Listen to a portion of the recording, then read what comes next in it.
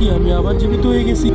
হে মানব, তোমাকে আবার 40 দিনের জন্য জীবিত করা হলো। এই 40 দিন তোমাকে দেখাবো দুনিয়া কেমন, আর তোমাকে শুধু তারাই দেখতে পারবে যারা তোমার আপনজন। যাও মানব, যাও। আরে ওই তো আমার বন্ধু নাফিস, ওই হয়তো আমার কাছের লোক।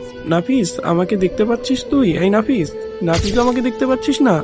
কে আমার আপন লোক হতে পারে এই দুনিয়ায়? ওই তো আমার নাতনি সূর্য। এই সূর্য, এদিকে শুন, সূর্য আমাকে দেখতে পাচ্ছিস? ওরে বাবা রে, এটা কে রে? আরে সূর্য, ভয় পাস না, আল্লাহ তাআলা আমাকে 40 দিনের জন্য জীবিত করেছে, আর আমাকে শুধু তারাই দেখতে পারবে যারা আমার কাছের লোক।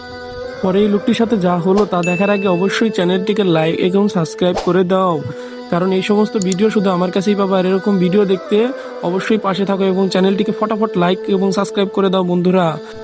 পরে লোকটি বলে, আমাকে আমার পরিবারের সাথে দেখিয়ে দাও। পরে নাতনি বলল, ঠিক আছে দাদু, আসেন, আমি আপনাকে আপনার পরিবারের সাথে দেখা করাচ্ছি।